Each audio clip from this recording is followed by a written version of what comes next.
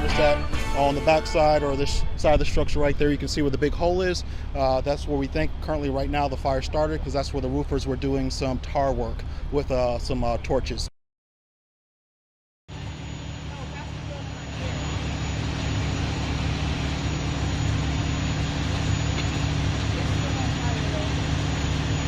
This evening, dozens of families are wondering where they're going to sleep tonight after a fire engulfs an apartment complex. And take a look. We know what happened at the retreat at Vista Lake. Now, Taylor and I were actually on this scene this afternoon as over 6 fire trucks rushed to put out the fire. Now, listen to part of the interview Taylor and I got with Fort Myers Fire Chief Tracy McMillan, who was on scene.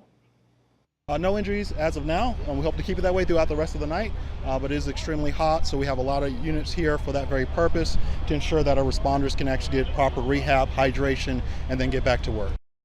Tonight, an investigation is still underway to figure out what caused the massive fire at the retreat at Vista Lakes. Annette and I, as she said, were on scene and spoke with Chief McMillan, who tells us preliminary reports showed the fire started on the roof. And earlier today, before the fire, a crew was working on that roof. And Chief Tracy tells us right now we know 20 apartment units were impacted by this fire, with those families being displaced. At this time, the Red Cross is assisting those neighbors wondering what's next. That's where we find Wink News reporter Ashley French. Ashley, you've been out there all night talking with these families. Tell us how they're feeling tonight.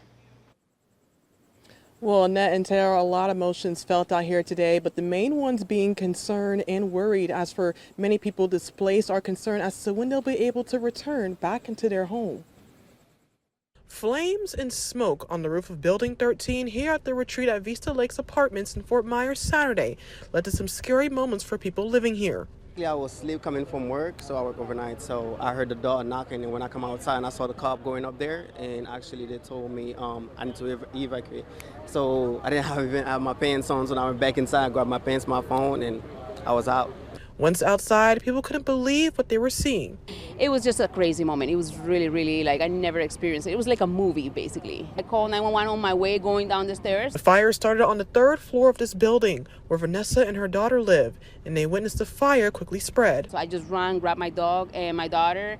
That's all. I'm like, we left everything behind. So I knew it was gonna get that big. If I wouldn't call 911 or forgot my phone, it wouldn't be worse than what they got to. And for this couple, along with their 2-month-old baby boy Benjamin, who have only been living here for 6 months, was left with only the clothes on their back. So I heard the police officer knock at my door and screaming. I have to leave the apartment. I was so scared. I need to get my baby, my wife, and that's it. Because the stuff, you don't have value in the moment. But despite some important possessions and homes lost, one thing everyone is grateful for. I'm just glad that everybody was okay. The pets were okay. A couple of my neighbors were concerned about their pets. We're just glad that everybody's okay. Now, a firefighter just told me a few moments ago that the people displaced tonight have been taken to nearby hotels and are getting further assistance by the American Red Cross. Now, we don't know when they'll be able to return back into their homes as fire crews continue to investigate the cause behind this fire. Live in Fort Myers, I'm Ashley French, Wink News.